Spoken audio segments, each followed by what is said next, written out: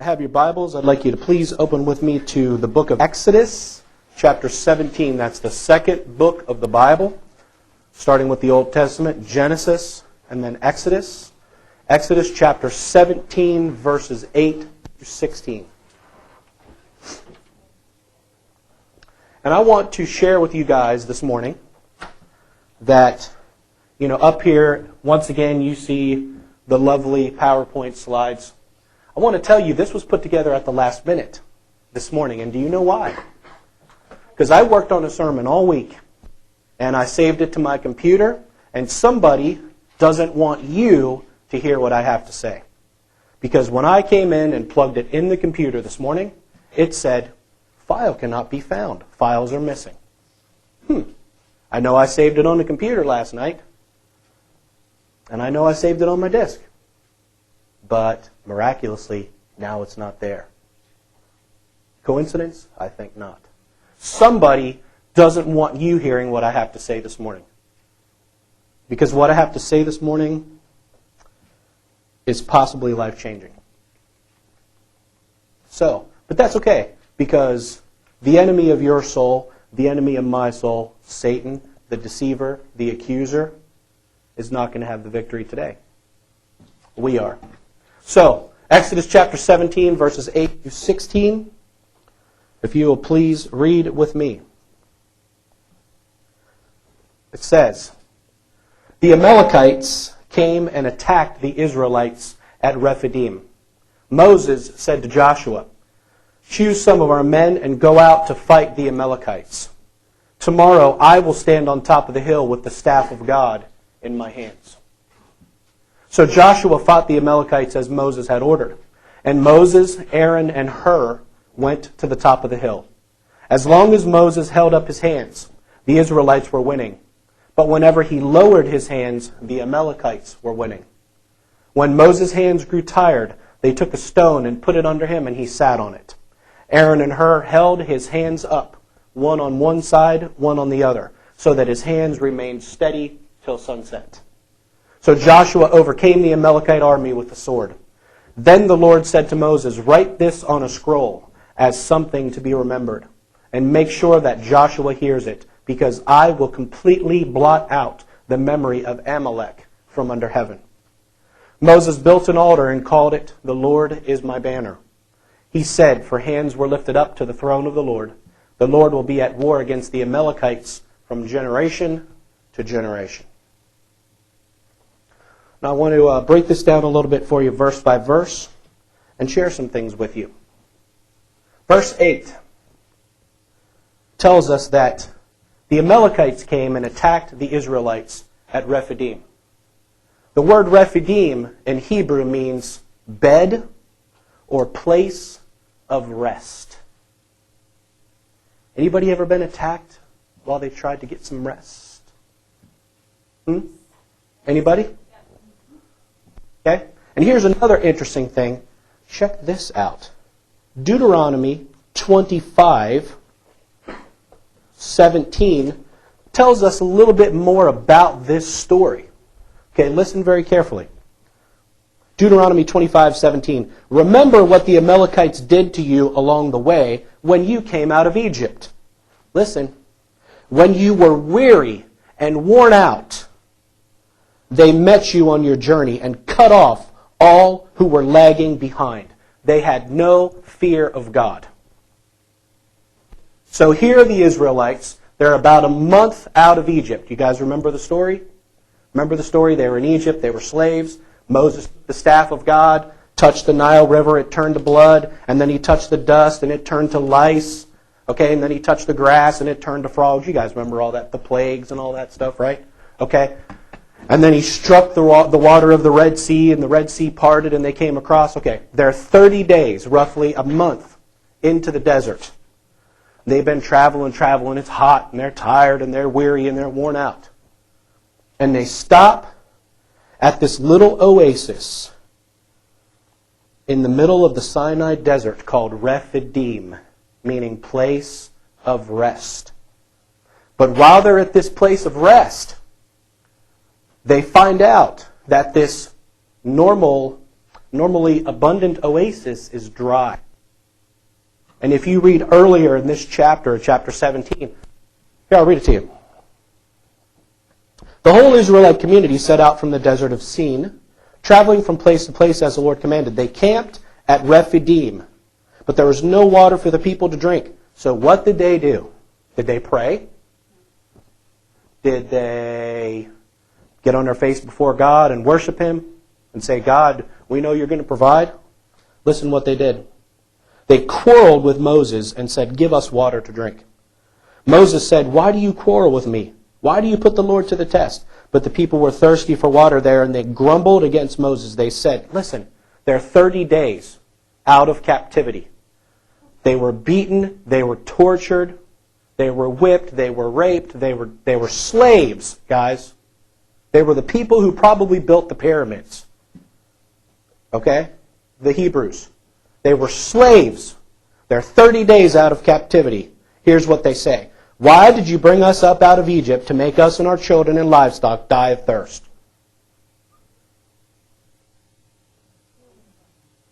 Moses cried out to the Lord, what am I to do with these people? They are almost ready to stone me. So here they come to a place of rest, Rephidim. And they're complaining and they're grumbling because it's not turning out the way they think it should turn out. So notice, while they're in the middle of complaining and they're trying to find rest, what happens? They get attacked. They get attacked. And Deuteronomy 25:17 says that the Amalekites came up the rear of the army and cut off those who were lagging behind. So they had a little sneak attack here. They weren't brave and fought face to face. They snuck up behind and attacked them from behind. So what I want you to see from this is sometimes we try to come to a place of rest. We just need a break. We're weary, we're worn out, we're tired. Anybody else like that? Yeah, that's a lot of us, right?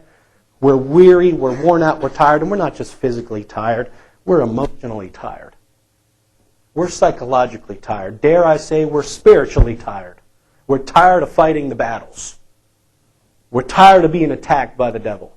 I just need some rest. I just need a break. Okay? Anybody else feel that? I just need a break, for the love of Pete, man. Can I get a break? But see, too many times, we come to this place of rest. Notice there's no mistake that the name of the little oasis is rest. They come to a place of rest, and what do? Instead of blessing God, instead of praising Him, instead of thanking Him, the first stinking thing they do is complain. 30 days out of captivity. You guys think about all the miracles they just saw. Okay? Moses took the staff and threw it down and it became a snake. He took the staff and struck the Nile River and it turned to blood. He struck the dust and it turned to lice. All these miraculous things. He struck the Red Sea and it parted. And they walked across. Think of all these miracles they just saw 30 days ago. And now they're out here at this place of rest. Things aren't turning out as they want them to turn out, and they're complaining. They're saying, send us back. Why did you drag us out here to kill us? Take us back. At least we had food and water back there. Does anybody want to go back to the place they were before? No. Do you want to go back to the life you led before? No. Okay, so let's be careful. When we're trying to find rest, when we're trying to find peace, when we're trying to get a break, let's be careful with our attitudes. Okay, let's be careful with our attitudes, because here they were trying to find a place of rest. They're grumbling and complaining, and while they're grumbling and complaining, what's coming up behind them? Huh? What's coming up behind them? An attack of the enemy. An attack of the enemy. So while we're sitting here trying to find a break, trying to get rest, and we need it, guys, we need it. Let's watch our attitude. Let's watch our attitude. Because I'm telling you right now, you can read You can read all through these accounts of the Israelites in the desert. God does not like it when we grumble and complain, especially with how good He is to us and how much He provides for us. So let's be careful. Let's watch our attitude. Because while we're sitting here trying to find rest and we're complaining and we're griping and we're grumbling, the enemy's preparing an attack. And he's going to sneak up behind you. And what does it say in Deuteronomy 25? When you were weary and worn out, they came and attacked you from the rear. They didn't attack you boldly. They attacked you cowardly. Like I said last week, remember, the devil doesn't walk in, hey guys, I'm the devil. Just want to let y'all know I'm here to deceive you. Okay? Just want to let y'all know that. Does he do that? No. When we least expect it. When we least expect it. When we're in the middle of being at our humanly best, complaining and griping and grumbling, he's back there. Excellent. Okay, he's back there. I've got them right where I want them. Okay, and I know that's funny, but that's what he's doing. That's what he's doing. He's ready to sneak up behind you and pow. So let's be careful. Verse 9 and 10. So the Israelites are under attack. Moses says to Joshua, Joshua, choose some of our men and go out and fight the Amalekites. Tomorrow, I will go up to stand on top of the hill with the staff of God in my hand. So Joshua fought the Amalekites as Moses had ordered, and Moses, Aaron, and Hur went to the top of the hill. A couple things I want to show you. Notice what happens here. I want you to take a look at the roles of each person here. Okay? God says to Joshua, Moses says to Joshua, I choose you. I choose you to be the general of this army. Now you go out and in turn choose able warriors. Because we got to fight. You see that? And not everybody here is doing the same thing. They're not all going up to the mountain. Oh, Lord. Okay? Some people got to go down and fight. And some people got to go up to the mountain and pray. So Moses chooses Joshua. Says, Joshua, I choose you to be the general of this army. Now you go out and you choose able men to fight.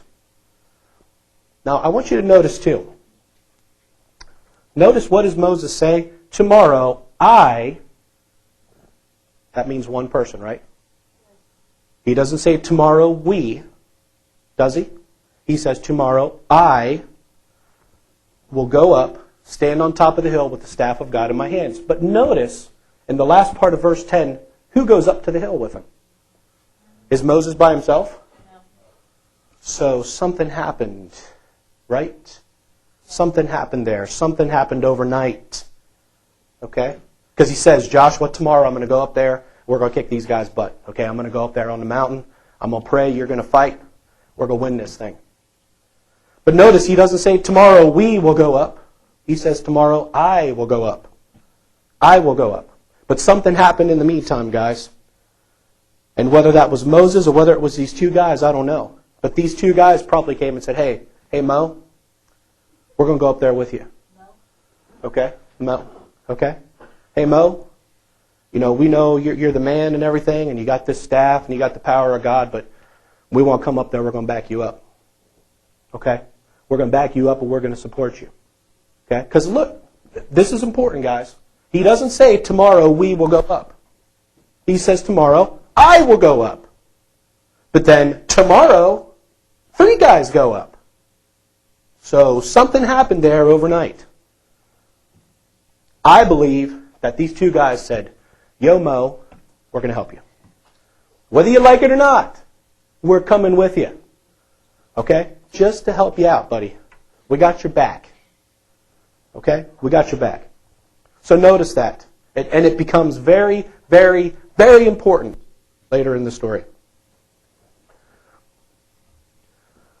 So verse 11. As long as Moses held up his hands, the Israelites were winning. But whenever he lowered his hands, the Amalekites were winning.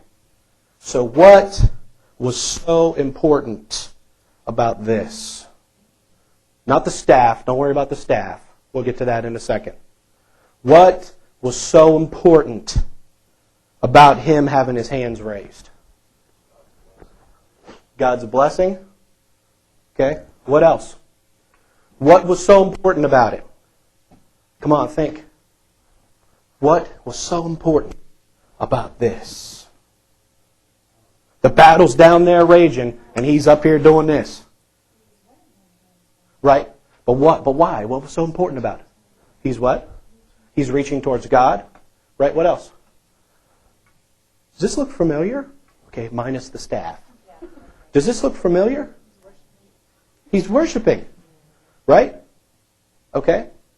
And also, I won't ask that question because I don't need to know that. I was going to ask if anybody had ever been arrested here, but I won't ask that. If you see people be arrested, what do the cops say? Put your hands up. I surrender. I surrender. Okay, so when we stand here and you see us do this and you think we're a bunch of crazy people because we're in worship, what in the heck are those people doing raising their hands? I thought people were fruitcakes the first time I saw it. Okay, but now I understand. I surrender, God. I'm giving you everything. And also, Brad, come up here for a second, will you please? Little illustration here. Okay. So back in these days, people made what was called covenant. Okay? You made a covenant with people. And what you did was, come over here please. What you did was, you have two guys, two people, they agree they're going to come into covenant with each other. Now, this was a blood covenant. So what they would do is they would sacrifice an animal, okay, and the innocent blood of the animal covered the sins. They would sacrifice the animal, they would spread the blood here, and then they would walk around just in like a figure 8 in the blood. I know that's creepy, okay? But number 8 in Hebrew represents new beginnings.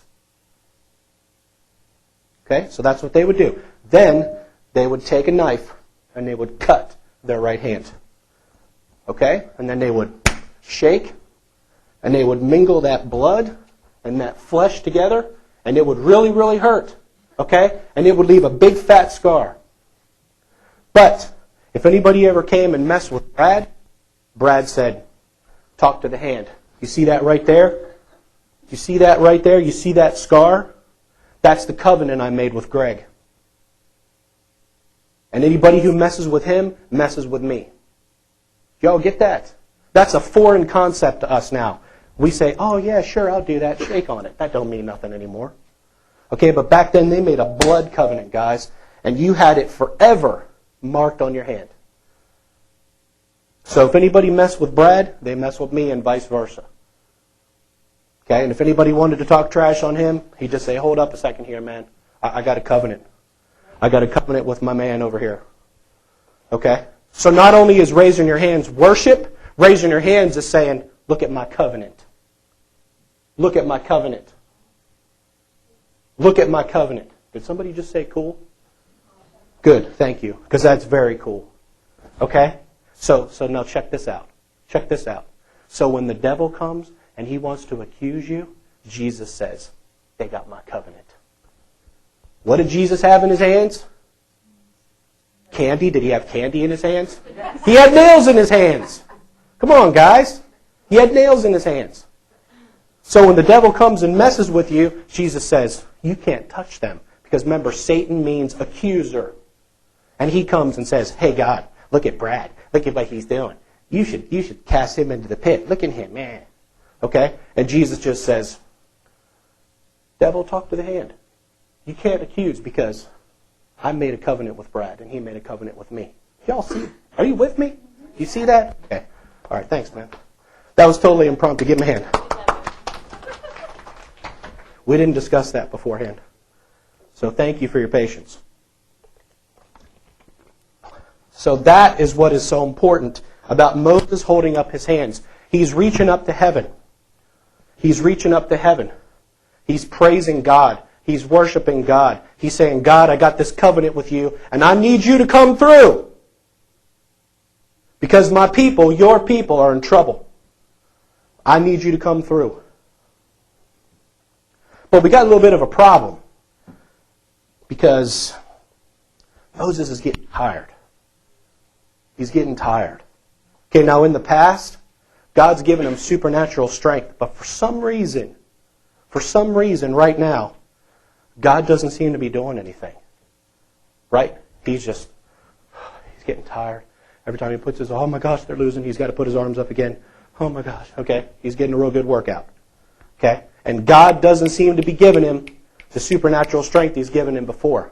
So, guess what? His pals who said, hey Mo, we're going to come up there and back you up. Guess what they do? They come alongside him. They come alongside him. They come alongside him. I guess I'll keep saying that. They come alongside him. And they help him. Just like we must do with each other. We don't do it enough. We don't do it enough. So look, when Moses' hands grew tired, they took a stone and they put it under him, and he sat on it. Aaron and Hur held his hands up, one on one side, one on the other, so that his hands remained steady till sunset. Now I want to teach you something very interesting about this passage. You guys remember last week when we talked about Isaiah's vision, and I showed you the pattern, how the verses started out with the word Adonai and ended with the word Adonai, and that it had the word Yahweh, Yahweh in the middle. Remember that? I learned this in Bible school. That's called a chiasm. Not a chasm, a chiasm. It's called a chiastic structure. What that means is that you use basically mirror images of things to teach a point. And the Hebrews did this all the time. So I want to teach you the chiastic structure that's in these verses right here. Okay, so notice. Notice in the beginning, Moses' hands grow tired. But notice at the end of the verse, what do Moses' hands do? They stay steady. Moses' hands grew tired. Moses' hands were steady. Okay? His friends, the second point, they took a stone and put it under him. They supported him with the stone. Then the next point, they supported him with what? By holding up his hands. And who were the two people that did it? Aaron and Hur. So you have 5 points. Are y'all with me? You have 5 points. Moses' hands are tired. Then Moses' hands are steady. They supported Moses with a stone. They supported him by holding his hands up. And who were the people that did it? Aaron and Hur. Y'all see that? That is how the Hebrews taught their children in those chiastic structures. And they were those points are mirror images. And they are often opposite points. Because notice, Moses' hands were tired, then they were steady. They supported him with a stone. They supported him by holding up his hands. And who were the people that did it? Does it say God did it? Aaron and Hur. Okay, so the two guys who said, hey Mo, we want to come, we got your back. They come alongside him and they hold up his hands. They hold up his hands. And notice, now, in the previous verses we saw that Moses said, tomorrow, Joshua, I'm going to go up on the mountain and I'm going to hold up the staff of God and we'll pray. Okay, do you know when tomorrow started for the Jews? It didn't start like it does for us. We roll out of bed whenever we set the alarm. Okay, to a Jew, the day starts when the sun comes up and the day ends when the sun goes down. So when Moses said, hey Josh, I'm going up there tomorrow, that meant sunrise, I'm going up on top of the hill. So check this out. Moses is up there all the live long day from sunrise till when? Sunset. Holding this puppy up. And he is tired. But then his friends come along. His friends come along and they hold his arms up all day till sunset. How about, why don't you come up here and try to hold this up for 5 minutes? Let's see who can do it. I'll bet you it'll be tough. Right? Okay? And his staff was probably a lot heavier than this. Okay.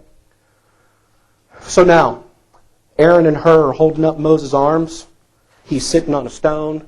He's probably a little more comfortable. He's got his lazy boy chair. Okay? They're holding his arms up. And it says, Joshua overcame the Amalekite army with the sword. Joshua overcame the Amalekite army with the sword. Then the Lord said to Moses, write this on a scroll as something to be remembered and make sure that Joshua hears it, because I will completely blot out the memory of Amalek from under heaven. I want to give you a couple points here that God wants us to remember. What's the first verse say? Joshua overcame the Amalekite army with the sword. God wants us to see that we can partner with Him. We can be used as agents in victory. But notice in verse 14 what God says to Moses. Moses, I want you to write this down as something to be remembered. I want you to remember. And notice what he says. Make sure that Joshua hears it. Make sure that Joshua understands that it wasn't just his toughness that beat the Amalekites. Yes, it was his sword, and he was a skilled general. But it was him working with me that brought the victory. And you tell him, and you make sure that he hears it. And you write it down so that he remembers it. That his skill with my power, his gift with my power. Okay? We can be agents of change. We can be agents of victory. But we can't do it alone. We do it by partnering with God. And he says to write it down and remember it. Why? Because we must never, ever, ever forget it. How many times do we go along in life? We just talked about it this morning. How many times do we go along in life? We forget all that God has done for us. We forget that, I just tried that way last week. And it didn't work very well. But I think I'll go back and try it that way again. How many times do we do that? Come on, I better see everybody with their hand up. Or I'm going to come along and hit you with this. Okay? But God says, make sure that Joshua hears it, that he doesn't get a big head, because he's skilled with the sword. He's a great general. He becomes the leader of Israel after Moses dies. Joshua's a great man of God, a great warrior. But God says, don't let him get a big head. Don't let him get cocky, because he didn't do it by himself. I did it with him. And don't ever, ever forget it. And one more thing God wants you to remember out of this. Notice how he closes this passage, or this verse here. Because I will completely blot out the memory of Amalek from under heaven. Hear this real good. God is going to deal with the people that mess with you. Do you hear me? Y'all looking at me like I'm nuts now. God is not happy with the people who are messing with you. Do I need to say that again? God is not happy. He is not pleased. He is ticked off at the people that mess with His children. He doesn't like it. Okay, I can tell you as your pastor, I don't like it. Because I'm protective over you guys. Okay? If I don't like it, then you better make sure God don't like it. Because I don't like it much at all. I know God doesn't like it. He's your Heavenly Father. Notice what He says. He says, hey, I'm sick and tired of the Amalekites. I'm going to completely blot out the memory. You know what that word blot out in the Hebrew literally is? Erase. Not just put a blot on it. It's erase. I'm going to come in with a big fat heavenly eraser and I'm going to scratch their name right out of there, baby. Okay? And I'm going to pay back. I'm going to pay back the people that mess with you. So rest assured, guys, that I know it's hard. I know you're struggling. I know it's painful. Look, I know some of you are dealing with garbage right now in your own house. I know you are. I know you're dealing with people in your own house that are ungodly. And they could care less about God. They could care less about you being here. They're just doing whatever they want to do. You know what? God's going to deal with them. God's going to deal with those people at your job that are constantly harassing you and giving you a hard time. They're going to mess with the people in your school that are giving you a hard time. Oh, you're going to church, you're going to youth group, ooh, you know. I'm telling you, God's going to smack some people around. He's going to deal with people, man. Yes, He's loving and He's gracious. Please don't misunderstand me. Okay? But He doesn't like people messing with His kids. And He's going to pay people back for what they do to you. So you let Him fight that battle. Okay, we get out there with our mouths and our attitudes, and that messes things up. You let God deal with those people. He'll take care of it. And He'll take care of it better than you ever can. And the last couple verses, verses 15 and 16. So the battle's won, and Moses goes and he builds an altar in that place. He builds an altar on top of the mountain. Why does he build an altar? Why do we have monuments in D.C., guys? To be seen? To remember? Okay. Why? Because Thomas Jefferson was a handsome man and we want to remember how handsome he was. To honor. To remember. To remember the contribution. Okay, it's the same concept here. It didn't start with us building monuments in D.C. 200 years ago.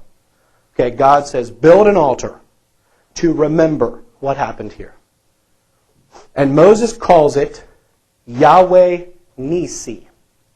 The Lord is my banner. Yahweh Nisi. Does anybody know what that means? The Lord is my banner. Do you know what that means? What pops in your head, or does anything pop in your head? You guys seen war movies?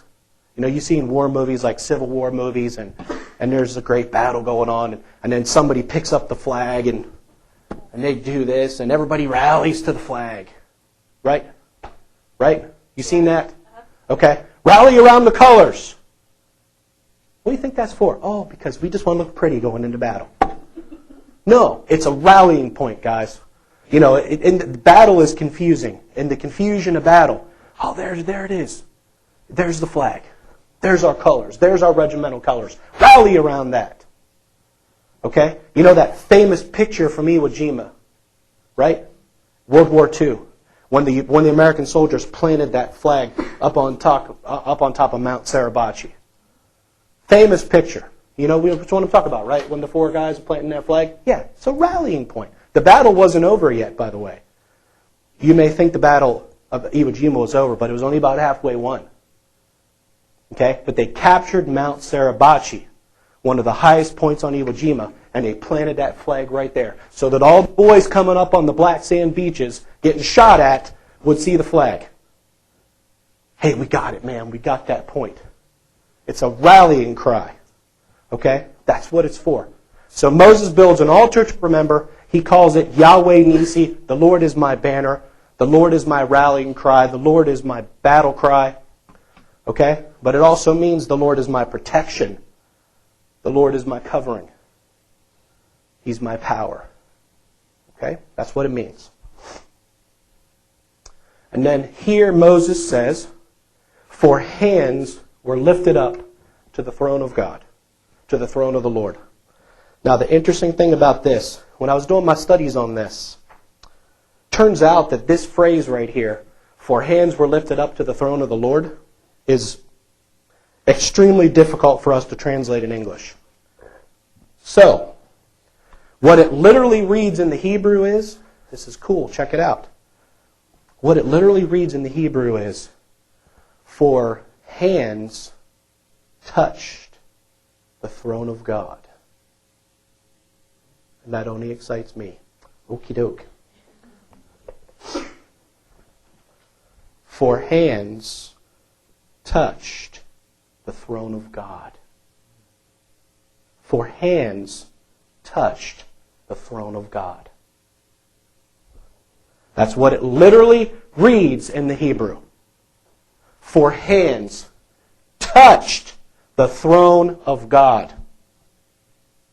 Last week I preached on Isaiah chapter 6. Do you guys remember something that was in that passage that's in this passage? The throne of God. And God was sitting on it. Remember that? Remember that big, huge throne he was sitting on, and he had the big train of his robe that filled the temple, and there was smoke, and there was light, and the angels were flying around. Remember that? They were singing, holy, holy, holy, holy. Remember that?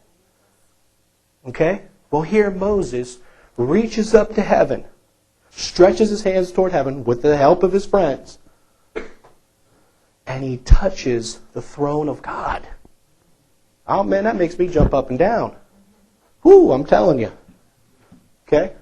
He reaches up and touches the throne of God. Don't ask me how. But he does. Somehow, supernaturally, he does. Okay? I don't want to tell you, this ain't a magical staff, by the way. Okay, this ain't the Lord of the Rings, and it's a magical staff. Okay, the staff was what the shepherds used. Moses was a shepherd for 40 years before he led the Israelites. Why? Because God was training him. And the shepherd used this staff for two reasons. Once in a while, the sheep got out of line and you had to crack them. Okay? You had to whip the sheep once in a while. Sometimes you had to break their legs because they like to run away. Seriously. You had these little crazy sheep that like to run away. You break their legs, buddy, and they won't do it again. Right? Okay? So the shepherd's crook or staff was used to whack the sheep once in a while when they got out of line. But more importantly, it was used to protect the sheep. Okay? It was used to fight off the wolves. You know, maybe he knew some ninja moves or something that I don't know. Okay? You know. He took care of the wolves and the lions and all that stuff. Okay? That's what this was used for. It represented the power and authority of the shepherd. That's what it represented. Okay? It wasn't a magical staff. God just knew that when he took this staff and Moses tossed it down on the ground and it turned into a snake, he knew that would get the people's attention. Ooh, wow. I mean, if I did that right now, you guys would be impressed. And you'd all run out the door. Okay? But if I tossed this down on the ground and it became a snake, it would freak you out. And if I touched this and the pews split down the middle, you'd be impressed. Okay? So God knew that if he empowered Moses and he empowered this staff, that it would get the people's attention. It wasn't a magical staff like the Lord of the Rings. It just represented the power and authority of God. Moses. So, this verse right here, 16, for hands were lifted up to the throne of the Lord, literally says, hands touched the throne of God. Y'all better get that in your spirit. Hands touched the throne of God. And God's power came down and whooped up on the Amalekites. And God showed himself strong. And then God reiterates in the last part of verse 16 what he said in verse 14. What did he say in verse 14? Make sure Joshua hears it, because I will completely blot out the memory of Amalek from under heaven. And then God says it again, just so I can remind you, boys and girls. Okay? The Lord will be at war against the Amalekites from generation to generation. So once again, I want to tell you, God doesn't like it when people mess with you. He doesn't like it. And he will be at war with those who do that to you. For all generations. Okay, this is like 3,000 years ago when this happened. At least. At least 3,000 years ago. Okay? So God's saying, I'm going to be at war with everybody who's at war with you. And I'm going to be at war with the enemy of your soul for all generations till the end of time. Okay, I'm the only one that's excited about that. Seriously, think about that. The God of heaven, the God who created everything, the God who created the universe, our solar system, everything, he says, I'm going to fight for you. And I'm going to mess with the people who mess with you. Because I'm tired of it. And one of these days, I'm going to erase their name from the books. So that you won't ever remember it. I'm done with it. And there's going to come a day. There's going to come a day. And we've been learning about this, haven't we, Brandon? There's going to come a day at the end of time where God says, enough. Pow! You're done. I'm done with you. And he's going to erase the memory of those who've messed with you. He loves his kids. He loves each and every one of you, from youngest to oldest. Okay? He loves you and he's going to take care of you. Now, Cindy, would you go back and get the kids, please? And Travis and Amy. Brandon, would you jump over there and press play on the CD player? Turn it down kind of low, please. One of the main points I want you to see in this passage, guys, and why I'm walking around here like a goofball with the staff, is that we have to hold each other up. If it wasn't for Aaron and Hur holding up Moses' arms, what might have happened? I mean, yeah, we saw the power of God, and it's incredible, it's magnificent, okay? But if those two men wouldn't have said, hey, we're going up there with you, man, whether you like it or not. We're coming up there with you. You know, because if you take a look, Moses did a lot of things by himself. He went up to the mountain to get the 10 Commandments by himself, did he not? He stood there and parted the Red Sea by himself. This is one of the few instances where somebody comes alongside him. They come alongside him and they hold his arms up. And if they don't hold his arms up, the Israelites might not have victory. And this is the first battle they face in the wilderness. So here's what we're going to do. I'm going to ask you to step out. And I'm going to ask you to hold each other up. I'm going to ask you to hold each other up. And I'm going to ask Tim to come up here. And I'm going to ask Denise to come up here. Just come up here and stand, please.